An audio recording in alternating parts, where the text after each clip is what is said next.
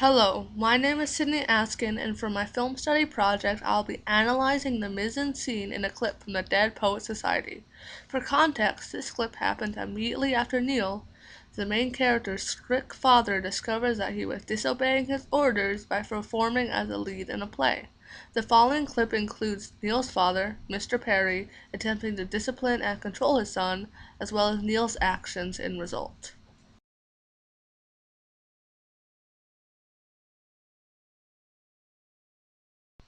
The opening shot directly mirrors a shot near the start of the film, where a different character also puts out a cigarette before the entry of Mr. Perry, after which Neil's father is shown to micromanage Neil's life.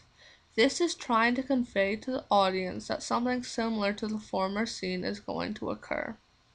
Unrelatedly, the scene uses both fill and key lights, which are seemingly from the multiple lamps in the room, that give off a realistic yellow glow.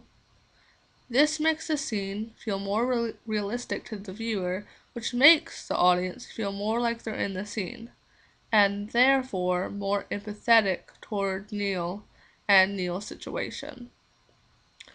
During the reverse shot between Neil and Mr. Perry, Neil is filmed from a slight high angle. This is used to show that Neil is powerless in the situation, while Neil's father is shot from a slight low angle, which contrastingly is used to show that he is in the position of power. Although, that's not the only way the movie visually communicates Neil's and Mr. Perry's power dynamic.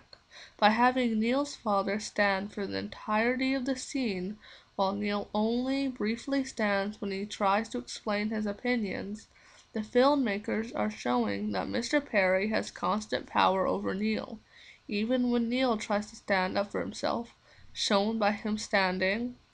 He quickly sits down again, represents him reverting back to the previous power dynamic between himself and his father.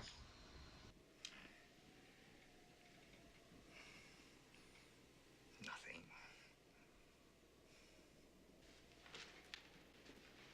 Well, then let's go to bed.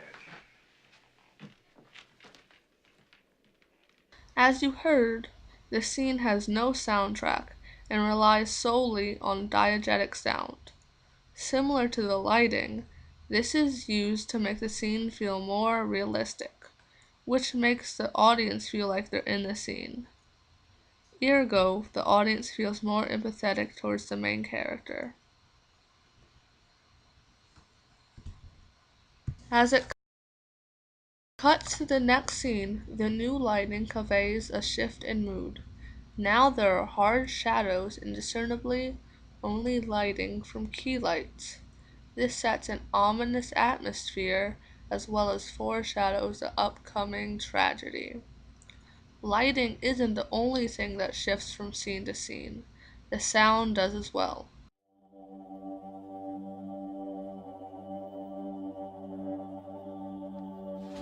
It now uses a completely non-diegetic soundtrack, which, similar to the lighting, sets an eerie mood.